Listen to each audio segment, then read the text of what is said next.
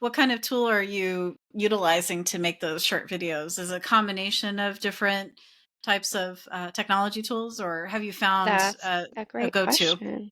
Yeah. Yeah, so I'm using Camtasia for my Cool. screencasts. So I'm going into the product, and I'm doing the click here, click here, and showing what happens in the interface while I'm making those screencasts.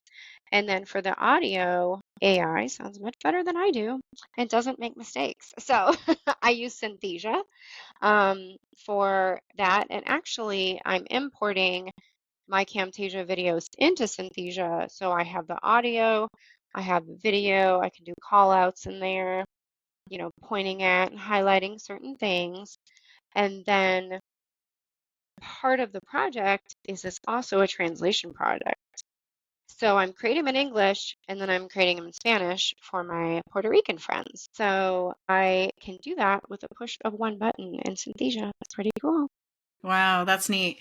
And it's so cool too because tools like that, like Synthesia, 11 Labs, it's amazing. They sound just like a human voice. So you wouldn't be able to tell the difference between a human voice and the AI voice because they sound so realistic. It's Yeah. so true. And there's so Yeah. many different voices and tones you can put in and all these different things. And it really does a good job. It Right. really does an amazing job. That's So, amazing. I've used Camtasia before to do videos and it's great. And I haven't used it in a while, so I'm sure there's multiple features now that you're using that weren't even in existence then. But then I'd have to do the voiceover and or I'd yep. do it in Captivate and I'd have to do the voice and do all the voiceover. And then I remember having to do text to speech. I tried it a couple times early on in the Captivate world and it did not sound good. It sounded so robotic. And I was like, this is not Right. going to work. I have to do it myself. But it's amazing how even just 5, 6 years ago, how much it's changed, and with AI and we're not dependent upon it to the point where it does our work for us, but to be able to take out a lot of that work is just so amazing Oh, how definitely. it does that. So I'm glad to hear that you're using Synthesia and it's working really well because some of my students have used it too and they love it.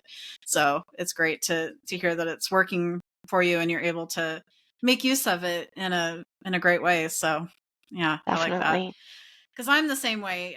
When I go to record videos, I mean, I can make it work, but then if I make a mistake, I want to hit stop. Nope, do it over again, and then Yep. who knows? 10 takes later, I could get it, but is it going to be? It may be okay, but you're right. When it's client facing, you want to make sure it's the best it can be, and so employee training too. You want to make sure it's polished and it's good and there aren't, mistakes in it. So I get you on that one. Definitely. Definitely. Yeah. It's got a lot of You cool features. So yeah, that's I'm great. glad that we have that. Especially with client facing when it comes to corporate and with ADP being such a large organization and having those, they have so many, you know, businesses and so many corporations that are part of that ecosystem, right? So that Right. rely on ADP for payroll and things like that. So it's a big type of thing. So being able to provide that type of training and know what they need and know that they don't need to have, like you said, all the background. Just give them what they need so they can just get the video and then move on from their day, right? And yeah, that's great. I love that. Exactly. That just in Yes. time learning. Yes, so important.